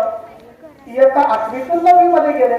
मग माझ्या शेजारी बसलेली मुलगी जिला 50% मार्क पडले ती सुद्धा माझ्याच बेंचवर येऊन बसली. मग मी 90% काढल्यानंतर मला वेगळं काय मिळालं? काहीच नाही मिळालं. मग मी 9वीतून 10वी मध्ये जाताना 90% कशाला काढायला पाहिजे? 50% काढलं तर चालतंय ना, कारण तिच्यासोबतच मला बसायला मिळणार. दोघींना फॅसिलिटी सेम आहे, एकच शिक्षक शिकवतात, एकाच बेंचवरती बसायला मिळतं, होमवर्क एकच दिलं जातं. मग मार्क जादा काढल्यानंतर माझा फायदा काय? हा फायदा जोपर्यंत आपण विद्यार्थ्यांना सांगत नाही तोपर्यंत अभ्यास का करायचा याचं महत्व विद्यार्थ्यांना कळणार नाही. आणि म्हणून चाटे शिक्षण समूहामध्ये गेली 22 वर्षे काम करताना मी नेमकेपणानं विद्यार्थ्यांना अभ्यास कर असं कधीच नाही सांगत. अभ्यास का करायचा हे सांगायचा जास्त प्रयत्न करतो. अगदी तुमच्या इतक्या वयाचा 4वी 5वीचा एक विद्यार्थी होता. शिक्षकांनी सहज वर्गामध्ये प्रश्न विचारला, काय या वर्षीचा पहिला नंबर कुणाचा येईल? ते पोतं काढून उठून उभं राहिलं आणि शिक्षकांना म्हणालं, सर सर पहिला नंबर कुणाचा येईल असं नका विचारू, दुसरा कुणाचा येईल असं विचारा. त्या शिक्षकांना आश्चर्य वाटलं, पहिला कुणाचा आल्याशिवाय दुसरा नंबर कुणाचा येईल? आणि मग त्या विद्यार्थ्याला ज्यावेळेला त्या शिक्षकाने विचारलं, का रे बाळा तू असं का म्हणतोय, त्यावेळेला ते उठून उभा राहिलं, ताक मान केले आणि त्याने सांगितलं, सर या वर्षीचा पहिला नंबर माझाच असेल, वर्गातली स्पर्धा दुसऱ्या क्रमांकापासून चालू होईल. हा कॉन्फिडन्स आपल्यामध्ये यायला पाहिजे. तुम्हाला माहिती आहे या विद्यार्थ्याचं नाव काय होतं? या विद्यार्थ्याचं नाव होतं नरेंद्र, ज्याला आपण नंतर स्वामी विवेकानंद म्हणून ओळखतो. तो कॉन्फिडन्स आपल्यामध्ये येण्यासाठी आपण काय करतोय हे आपल्याला माहित असायला पाहिजे. हेच विवेकानंद एकदा मोठ्या सभेमध्ये भाषण करत होते आणि ते हे समजावून सांगत होते, nothing is impossible in the world because the world impossible itself says I am possible. Impossible या शब्दाची जोड केली तर पहिला शब्द असतो आय, दुसरा असतो यम आणि तिथून पुढे चालू होतं पॉसिबल. मग इम्पॉसिबल हा शब्द सुद्धा सांगतोय आय एम पॉसिबल. याचा अर्थ जगात अशक्य असं काहीच नाहीये हे त्या समोरच्या माणसांना ते समजावून सांगत होते. त्यातले एक 63 माणूस उठून उभा राहिला आणि म्हटलं, महाराज याचा अर्थ असं म्हणायचंय का की जगात अशक्य काहीच नसेल तर चाळणीतनं पाणी नेता येऊ शकेल? आता खरं तर त्या चाळणीचा, त्या पाण्याचा आणि त्या प्रवचनाचा काहीच संबंध नव्हता. पण असतात माणसं आपल्याही वर्गामध्ये अशी काही असतात का? उगाच शिक्षकांना अडवायचं, त्याला काही बघायचं नाही, फक्त काहीतरी प्रश्न विचारायचा आणि बाकीच्यांना हसवायचं, हेच त्यांचं टार्गेट असतं. आणि त्या माणसानं या टार्गेटनं अशा पद्धतीनं प्रश्न विवेकानंदांना विचारला. विचार करा, जगात अशक्य असं काहीच नाही असं जर तुम्ही म्हणत असाल तर चाळणीतून पाणी नेता येईल का असा प्रश्न आपल्याला कोणी विचारला असता तर आपण किती गोंधळलो असतो. पण विवेकानंद गोंधळले नाही. त्यांनी त्या माणसाच्या डोळ्यामध्ये डोळे घालून नजरेला नजर भिडवली एका सेकंदासाठी आणि तितक्याच आत्मविश्वासानं सांगितलं, होय मला असंच म्हणायचं आहे, चाळणीतून सुद्धा पाणी नेता येईल, फक्त त्यासाठी पाण्याचा बर्फ होईल तोपर्यंत वाट बघावी लागेल.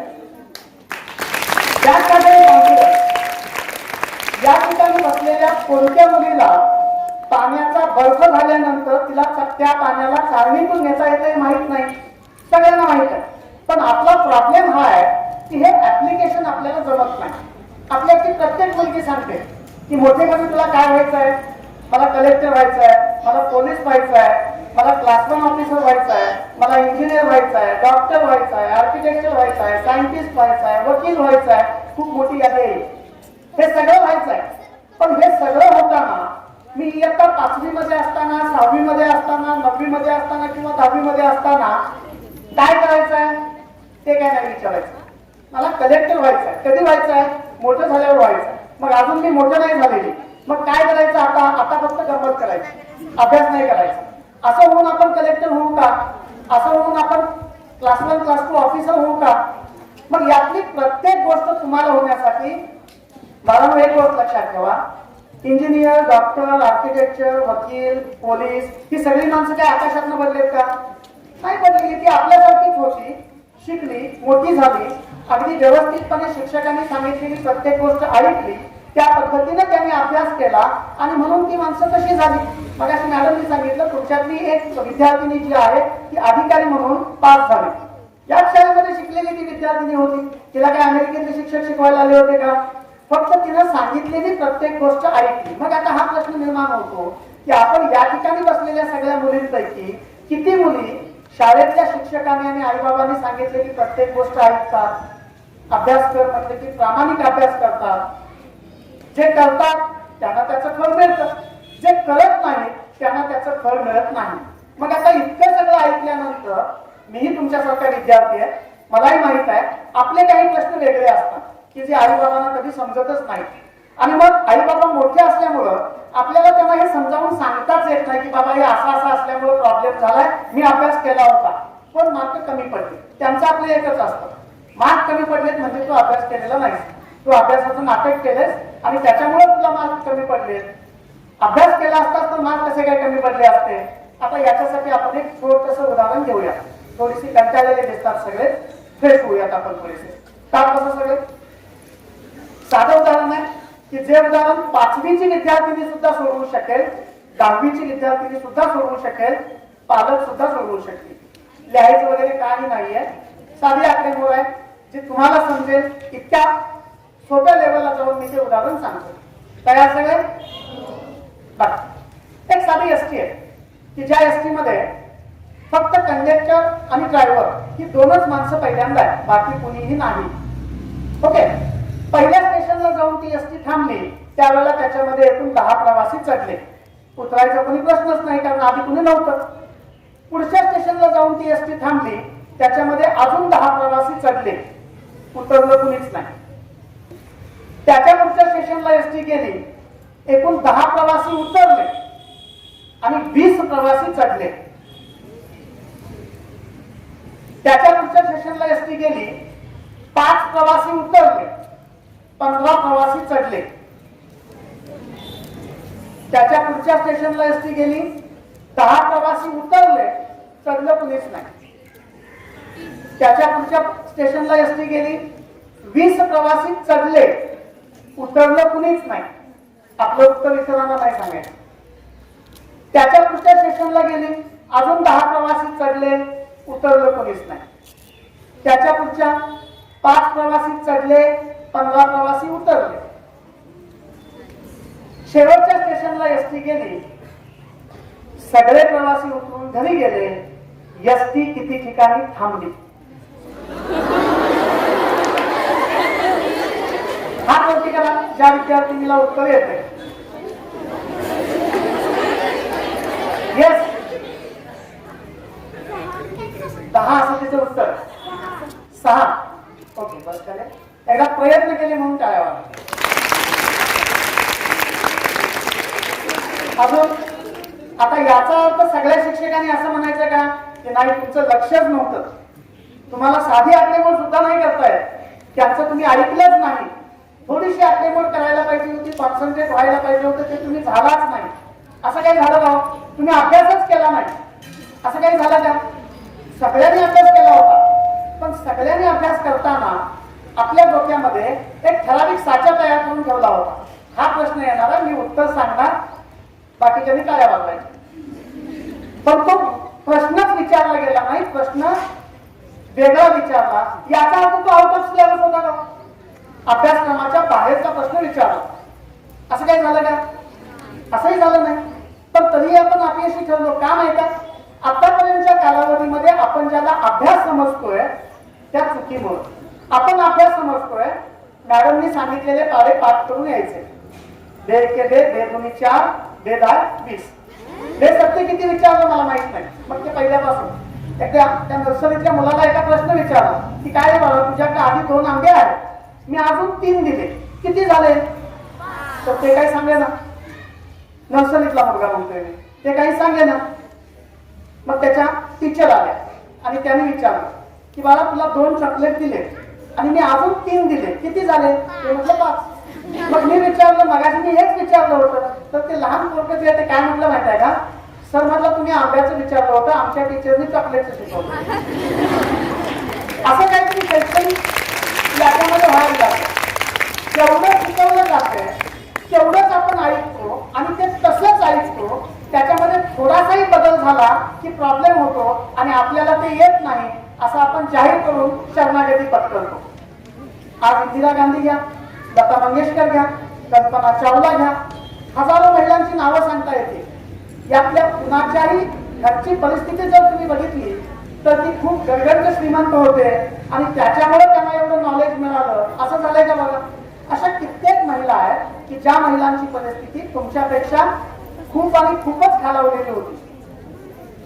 आमच्या इकडे परवा चाटे शिक्षण समूहामध्ये इयत्ता 8वी पासून 12वी पर्यंत शिकणारी एक मुलगी KIT कॉलेज मधून इंजिनिअरिंग तिचं झालं, अजून 4थं वर्ष तिचं कम्प्लीट व्हायचं आहे.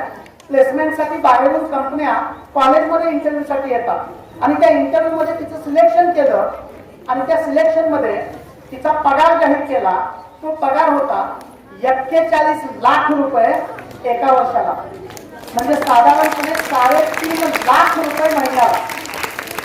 या विद्यार्थिनीचे वडील रिक्षा चालवतात की ज्या बाबांना महिन्याला 10,000 रुपयापेक्षा जास्त पैसे कधीच बघितलेले नव्हते.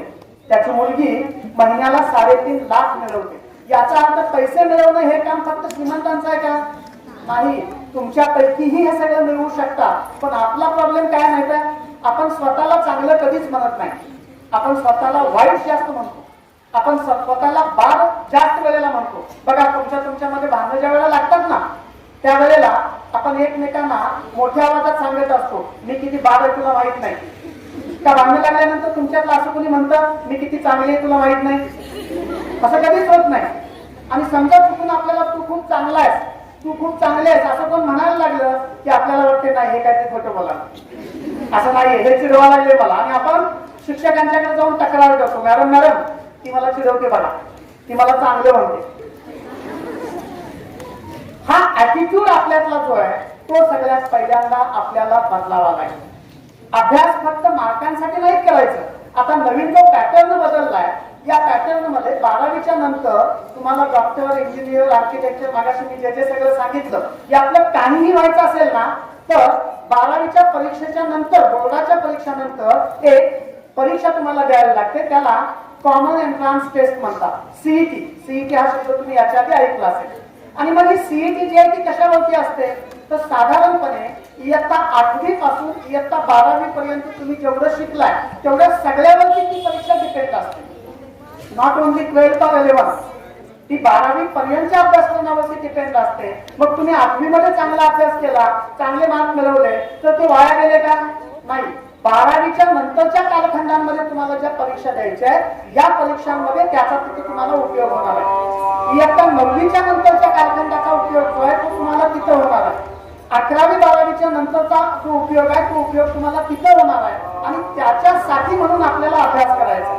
आता हे सगळं करताना नेमकेपणानं तुमच्यातल्या बऱ्याच मुलींना हा प्रॉब्लेम येतो की सर ते तुम्ही 80%, 85%, 90% म्हणतायत ना ते आमच्यातल्या या 4-5 मुलींना वाटून दिले ते त्यांनीच मिळवायचे, तिकडे आम्ही कधी फिरकत नाही. 80% मार्क कुणाला असतील तर त्या 4-5 पैकी कुणाला तरी असणार आहे. बाकीची आपली 60%, 55%, 40% जिंदाबाद असं काहीतरी आहे. कारण असं काहीच नसतं, हे आपणच आपल्याला घालून दिलेली बंधनं असतात. बघा आता मी पुन्हा एकदा एक उदाहरण सांगतो. 2 मुली माझ्या समोर आहेत. एका मुलीला 100 पैकी 100 मार्क पडले आणि दुसरी मुलगी आहे की जिला 100 पैकी 50 मार्क पडले. आता तुमच्या दृष्टिकोनातून ज्या मुलीला 100 पैकी 100 मार्क पडले ती मुलगी हुशार आणि ज्या मुलीला 100 पैकी 50 मार्क पडले ती मुलगी थोडीशी जड नाही करे. पण मी बघताना असं नाही बघत.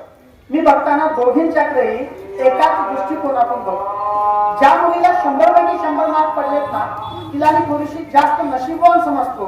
कारण तिच्या प्रश्नपत्रिकेमध्ये आलेले सगळे प्रश्न तिला येणारे आले होते म्हणून तिला 100 पैकी 100 मार्क मिळाले. तुमच्यापैकी ज्या विद्यार्थिनीला पैकीच्या पैकी मार्क मिळतात तिला कधी विचारून बघा की तुला सगळ्याच प्रश्नांची उत्तरं माहित होती का त्या पुस्तकातल्या? ती म्हणे बनेल नाही, मलाही काही प्रश्नांची उत्तरं माहीत नव्हती, पण ते प्रश्न प्रश्नपत्रिकेमध्ये विचारलेच नाही आणि त्याच्यामुळे माझा प्रॉब्लेम सॉल्व्ह झाला आणि मला विचारलेल्या सगळ्या प्रश्नांची उत्तरं आली, म्हणून मला 100 पैकी 100 मार्क मिळाले. आता 100 पैकी 50 मार्क मिळालेल्या विद्यार्थिनीकडे आपण जाऊया.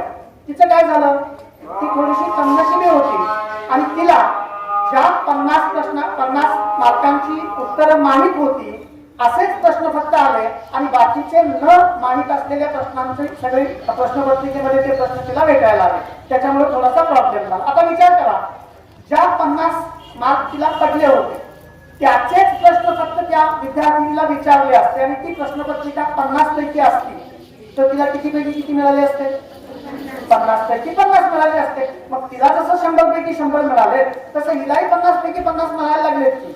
मग प्रॉब्लेम कुठे आला, प्रॉब्लेम हा झाला, ज्या विद्यार्थिनीला 100 पैकी 100 मार्क मिळाले तिच्याकडं येणाऱ्या प्रश्नांचा साठा जो आहे तो जास्तीचा होता आणि न येणाऱ्या प्रश्नांचा साठा खूप कमी होता.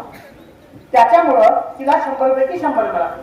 100 पैकी 50चं काय झालं, तिला येणाऱ्या प्रश्नांचा साठा आणि न येणाऱ्या प्रश्नांचा साठा तेवढाच होता. मग हिने काय करायला पाहिजे, इथून पुढच्या कालावधीमध्ये न येणाऱ्या प्रश्नांचा साठा जो आहे तो कमी कमी कमी कमी करत आणला पाहिजे, म्हणजे तिलाही 100 पैकी 100 मिळतील.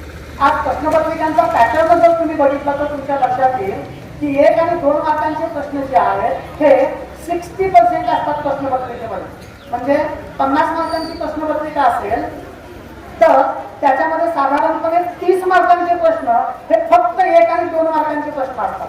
आता या ठिकाणी उपस्थित असलेल्या कोणत्याही मुलीनं मला हात वरती करून सांगा की सर ते 1 आणि 2 मार्काचे जरा जास्त अवघड जातात, असं काही आहे का? नाही. 3 आणि 4 मार्कांचे प्रश्न अवघड जातात हे मी समजू शकतो, पण याचा अर्थ त्यातल्या प्रत्येक मुलीला 50 पैकी 30 मार्क मिळतात का? नाही मिळत. त्याचं कारण एकमेव आहे, आपण त्या पद्धतीनं अभ्यासच करत नाही. आणि मग हे सगळं करताना आपल्या डोक्यामध्ये जी 2 माणसं आहेत त्या 2 माणसांना आपल्याला ओळखता आलं पाहिजे.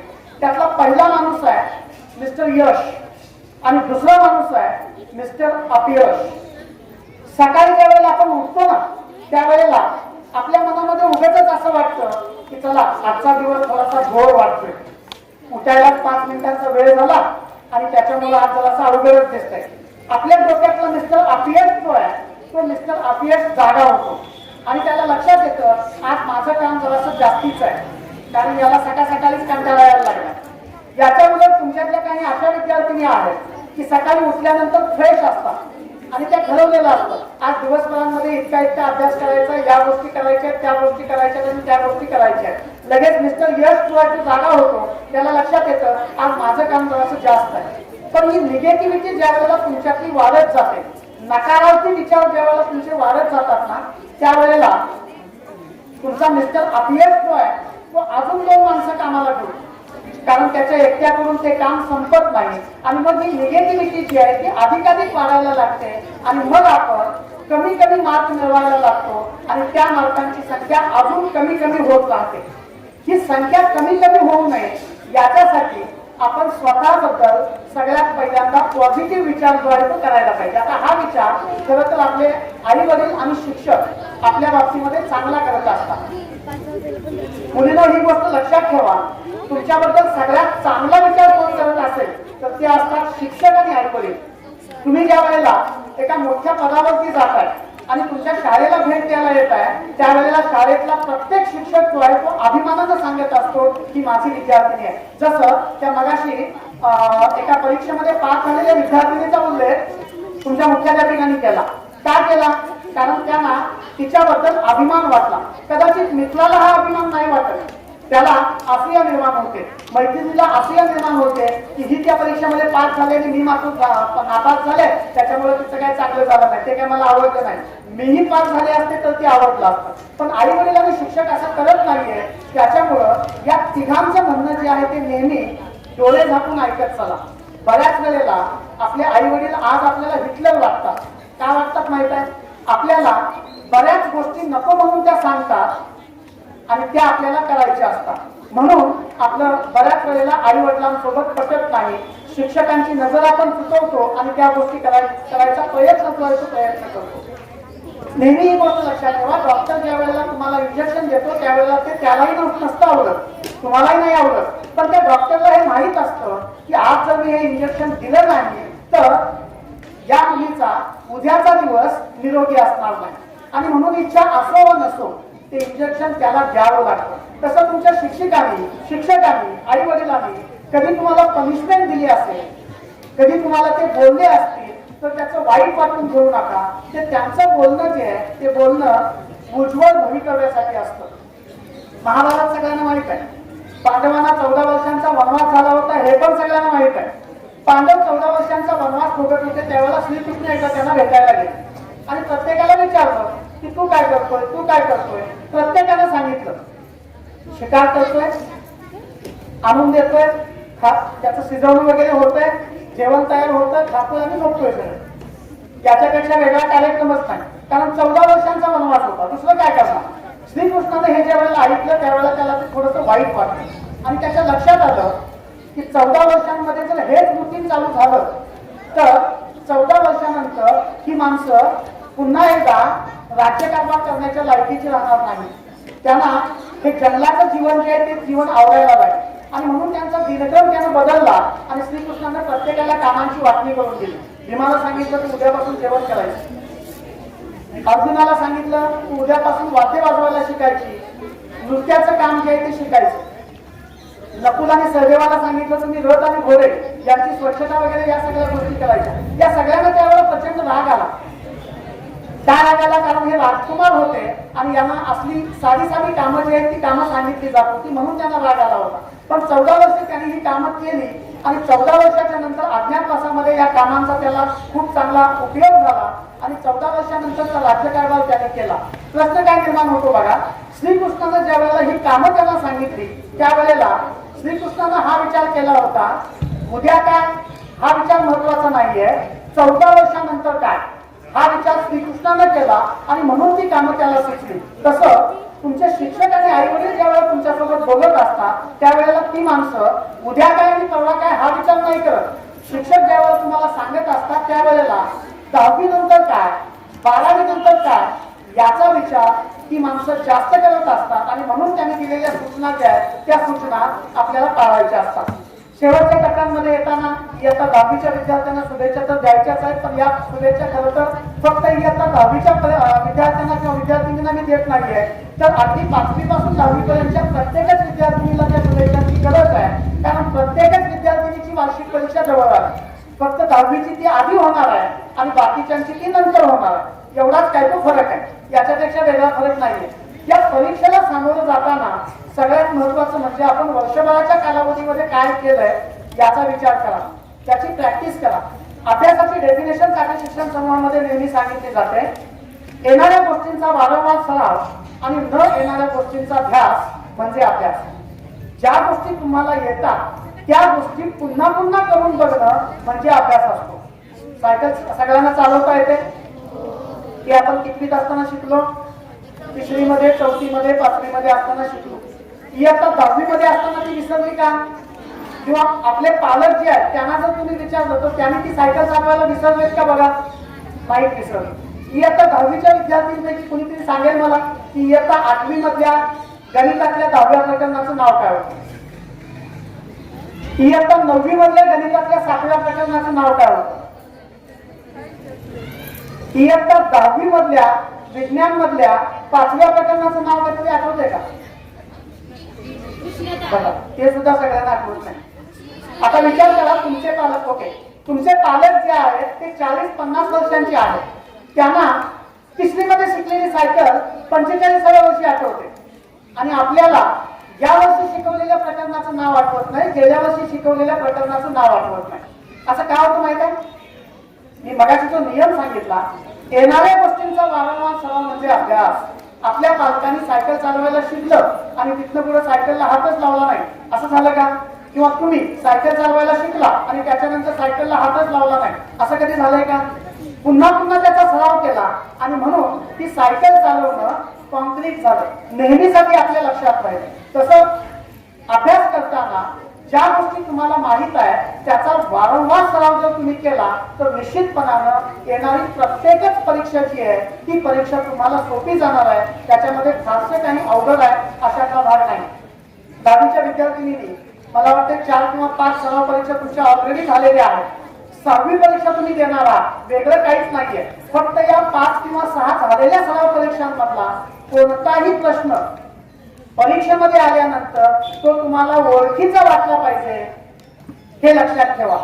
कारण बऱ्याच वेळेला प्रॉब्लेम असा होतो, 5 परीक्षांमध्ये 1 किंवा 2 वेळेला तो प्रश्न आपल्याला भेटायला आलेला असतो, त्याची ओळख पालक आपण करून घेत नाही आणि त्याची ओळख नसल्यामुळे तो प्रश्न अचानक वार्षिक परीक्षेमध्ये समोर येतो आणि तुम्ही त्याला हाय हॅलो ज्या वेळेला करायला लागता त्यावेळेला तो तुम्हाला ओळख दाखवत नाही. कारण तो हा विचारतो, तुम्ही याच्या आधी 2 वेळेला भेटायला आलो, मला विचारलं नाही, मग मी आता 10वीच्या परीक्षेत कशाला तुला विचारू. असं होऊ नये याच्यासाठी परीक्षेतल्या प्रत्येक चुकलेल्या प्रश्नाचा अभ्यास पुन्हा करा. जे बरोबर आहे ते बरोबरच आहे, त्याचा काही विचार करण्याची गरज नाही, त्याचा अभ्यास तुमचा ऑलरेडी झालाय. पण याच्यानंतर चुकलेल्या प्रश्नांचा जर अभ्यास केला तर आता तुम्हाला सराव परीक्षांमध्ये जितके पर्सेंटेज पडलेले आहेत त्याच्यापेक्षा 4-5% जास्त नक्की परीक्षेला पडतील याची खात्री मी देतो. राहिला प्रश्न 10वी नंतरच्या कालावधीमध्ये नेमकं काय. 10वी नंतर काही जण आर्ट्सला जाणार आहेत, काही जण कॉमर्सला जाणार आहेत, काही जण सायन्सला जाणार आहेत, काही जण पॉलिटेक्निकला जाणार आहेत, काही जण अजून कोणत्या वेगळ्या क्षेत्रांमध्ये जातील. जाहीर क्षेत्रामध्ये तुम्हाला जायचं आहे तिथे कष्ट घ्यायचं ही गोष्ट लक्षात ठेवा.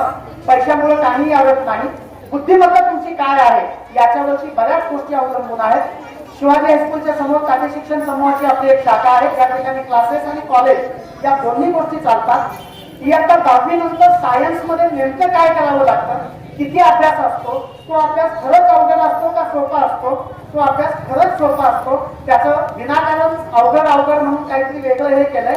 मराठी माध्यमामध्ये मी स्वतः मराठी माध्यमामध्ये शिकलेलो आहे. मला इयत्ता 11वी 12वी सायन्स शिकताना बीएससी ला गोल्ड मेडल मिळवताना कुठेच हा प्रॉब्लेम नाही आला की मी मराठीतून आलो, माझं इंग्लिश तुमच्यापेक्षा कच्चं होतं इयत्ता 10वी मध्ये.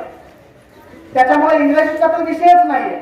11वी 12वी सायन्स घेताना इंग्लिश चांगला असायला पाहिजे हा आपल्या डोक्यातला भ्रम आहे, तो पहिल्यांदा बाजूला काढून टाका. काम चलावून इंग्लिश जर तुम्हाला माहित असेल आणि 10वीला तुम्ही इंग्रजीत पास होताय याचा अर्थ 11वी 12वीला तुम्हाला नक्की ते इंग्रजी जमतं, त्याचा अजिबात टेन्शन नाही. तुमच्यासारख्याच विद्यार्थ्यांनी 2 किंवा 3 महिने 11वीच्या वर्गात बसल्या की प्राचार्यांच्याकडे तक्रार करतात की अमुक फिजिक्सचे सर जास्तच मराठीत बोलतात, त्यांना इंग्लिशमध्ये बोलायला सांगा. हे 2 महिन्यातलं बदल जो आहे तो बदल होतो. त्याच्यामुळे त्या इंग्लिशची आणि नॉलेजची भीती न बाळगता सायन्स सारख्या क्षेत्रामध्ये जाण्याची तुमची इच्छा असेल तर मी विनंती करेन की तुम्ही तुमच्या पालकांसोबत एका काटे शिक्षण समूहातल्या ब्रँचवरती भेट द्या. तिथं गेल्यानंतर ऍडमिशनच घ्यावं लागतं असं काही नाही. बंकर सर मगाशी तुम्हाला ओळख करून दिली मॅडमनी, ते त्या ठिकाणी असतात, त्यांच्यासोबत दिलखुलासपणे चर्चा करा. नेमकंपणानं पुढं काय असतं, किती खर्च असतो, किती अभ्यास करावा लागतो, संधी काय आहे, काय केल्यानंतर काय होतं, या सगळ्या गोष्टी जाणून घ्यायला पैसे पडत नाहीत. या सगळ्या गोष्टी जाणून घ्या आणि त्याच्यानंतर इयत्ता 10वी नंतरचा जो पाया आहे तो पाया घडवा. इयत्ता 10वी पर्यंत तुमच्या शाळेने तुम्हाला लावलेली जी शिस्त आहे ही शिस्त अजून 2 वर्ष कंटिन्यू करा. 12वीच्या नंतरच्या कालावधीमध्ये तुम्ही खऱ्या अर्थानं कॉलेजला जाणार आहात. 11वी 12वीला कॉलेज म्हणू नका. 11वी 12वीला जी माणसं कॉलेज म्हणतात त्यांचं 12वी नंतर खूप वाईट हाल होतात. 11वी 12वीला it's not college life, it's knowledge life म्हणून जर आपण बघितलं आणि त्या पद्धतीने अभ्यास केला, 10वी पर्यंतची शिस्त जर आपण कंटिन्यू केली तर माझी खात्री आहे इथून पुढच्या कालावधीमध्ये तुम्हाला निश्चितपणाने मिळेल. आपल्या सगळ्यांना शुभेच्छा देताना पुन्हा त्या गोष्टीची आठवण करून देईल. कुछ तेज नाही जयजयकार नाही होती, कोशिश करने वालों की हार नहीं होती. ही कोशिश हे प्रयत्न आपण सगळे मिळून करूया. यश आपल्या सगळ्यांची वाट बघतोय. थँक्यू. प्रयत्नातूनच यशाचा मार्ग दिसतो असे काहीसे विचार सरांनी व्यक्त केले. धन्यवाद सर. यानंतर सर्व विद्यार्थ्यांनी ताट बदलते 5 मिनिटांमध्ये आपला कार्यक्रम संपणार आहे. आता इयत्ता 10वीतील विद्यार्थिनींनी जे आपल्या शाळेसाठी भेटवस्तू दिलेल्या आहेत त्याचा स्वीकार मॅडमनी करायचा आहे. प्रथम पटकन सगळ्या वर्गाने म्हणजे ज्या ज्या मुली आहेत त्या ग्रुपने यायचं आहे. प्रथम इयत्ता 10वी अ मधील सर्व विद्यार्थिनींनी शाळेसाठी कॉर्डलेस माईक दिलेले आहेत, त्यांनी पुढे यायचं आहे पटकन. आणि त्यानंतर इयत्ता 10वी ब मधील निकिता थोरात, समृद्धी गावडे, ऋतुजा पाटील यांनी कर्नाल लाऊडस्पीकर दिलेला आहे, त्यांनीही तयारी आहे. सर्व मान्यवरांच्या उपस्थितीमध्ये हा भेटवस्तू कार्यक्रम स्वीकारले जाणार आहे. कार्यक्रमाचे अध्यक्ष, प्रमुख पाहुणे, सर्व मान्यवर, doctor Swati madam, Gawade madam, सर्व उपस्थित मान्यवरांनी आमच्या विद्यार्थिनींचं भेट स्वीकार करायचे आहे.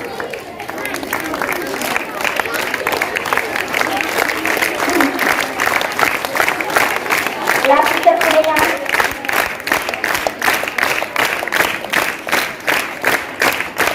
पुढे या सर्व विद्यार्थिनींच्या पुढे या.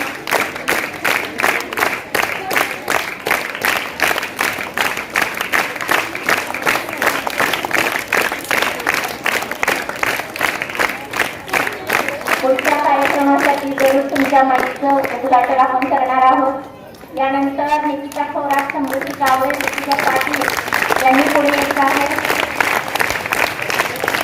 त्यानंतर वैष्णवी जाधव, सोफिया मंगलगिरी, शर्वरी खोत, अंकिता शिवंजी, आयेशा पोळ यांनी कोळी मॅडमसाठी, कोळी मॅडमच्या बुद्धिबळाचा सराव घेतात यासाठी टेस्ट दिलेले आहेत, त्यांनी पण पुढे यायचं आहे. कोळी मॅडमनी मॅडमनी पुढे यायचं आहे. वर्ग शिक्षक पाटील सर पुढे या. राजेश सर या पुढे या. शाळेचे पर्यटक, क्रीडा शिक्षक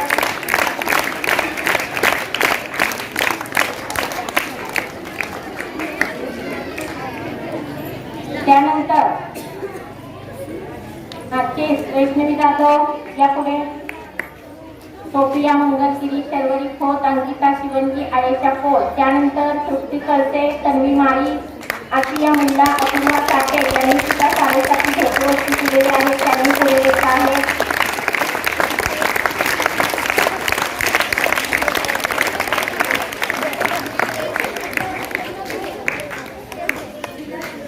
तृप्ती कळसे कुठे आहे?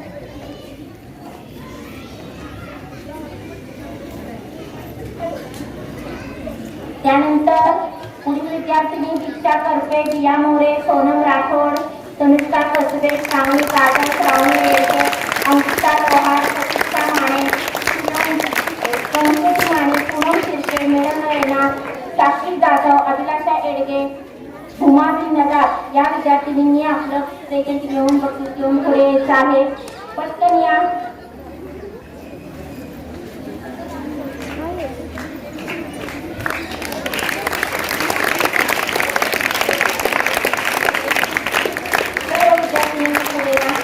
त्यानंतर समीक्षा थोरात आणि प्रिया सोनवणे या दोघींनी पुढे यायचं आहे.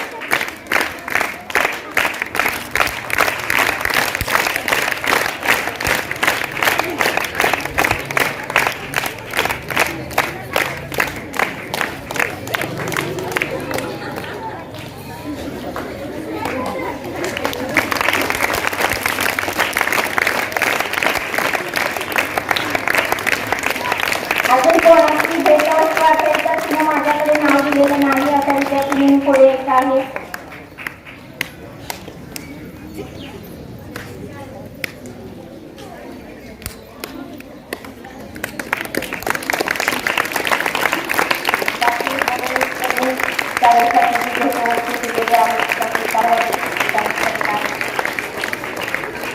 धन्यवाद सर, धन्यवाद मॅडम.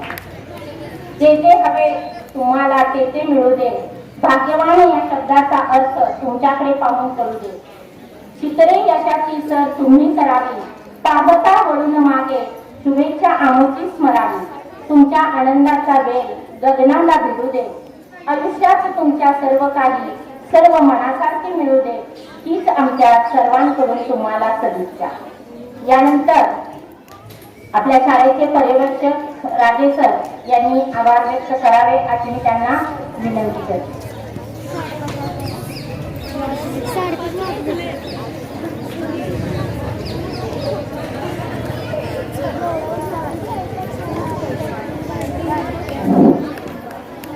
सर्वप्रथम इयत्ता 10वीतील विद्यार्थ्यांना विद्यालयाच्या मार्फत बोर्ड परीक्षेसाठी शुभेच्छा देतो आणि कार्यक्रमाचे आभार व्यक्त करतो. आज दहावीचा निरोप समारंभ शुभचिंतन दिन या निमित्ताने आपल्याला जे अपेक्षा असेल ते माननीय श्री सर्जेराव राऊत शैक्षणिक विभाग प्रमुख प्राथमिक शिक्षण समूह कोल्हापूर यांनी आमच्या विनंतीला मान देऊन या ठिकाणी उपस्थित राहिले त्याबद्दल विद्यालयाच्या वतीने मी त्यांचे आभार व्यक्त करतो. यानंतर प्रमुख पाहुणे मान्य श्री विजयकुमार कल्याणी उप अभियंता भारतीय हवाई दलामध्ये त्यांनी नोकरी केली आहे. तेही आमच्या विनंतीला मान देऊन उपस्थित राहिले त्याबद्दल विद्यालयाच्या वतीने मी त्यांचे आभार मानतो. तसेच आमच्या संस्थेचे सचिव आज या ठिकाणी उपस्थित नाहीत माननीय भाऊ अजयराव थोरात त्यांनी विद्यार्थ्यांना शुभेच्छा दिल्या आहेत. त्या ठिकाणी त्यांचे विद्यालयाच्या वतीनं आभार मानतो.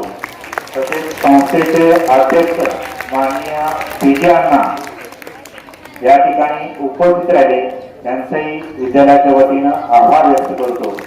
तसेच संस्थेच्या संचालिका माननीय डॉक्टर स्वाती थोरात मॅडम या ठिकाणी उपस्थित राहिल्या त्यांचंही विद्यालयाच्या वतीनं आभार व्यक्त करतो. तसेच या ठिकाणी दहावीचे काही विद्यार्थ्यांचे पालक की ज्यांनी सरळ हाताने विद्यालयाला मदत केली आहे असे काही पालक आहेत. ते पालकही या ठिकाणी उपस्थित राहिले यांचे विद्यालयाच्या वतीनं आभार मानतो. तसेच माता पालक संघ शिक्षक पालक संघाचे काही प्रतिनिधी या ठिकाणी उपस्थित राहिले यांचे विद्यालयाच्या वतीनं आभार मानतो. सर्व शिक्षक बंधूंचं आभार व्यक्त करतो. विद्यार्थिनींचं शांततेने कार्यक्रम पार पाडल्याबद्दल कौतुक करतो आणि अध्यक्षांच्या परवानगीनं कार्यक्रम संपला असे जाहीर करतो. की हो आस आस कोई अरमा हो जो खास खास आशाएं हर कोशिश में हो बार बार करे दरियाओं को आर पार आशाएं तूफानों को चीर के मंजिलों को छीन ले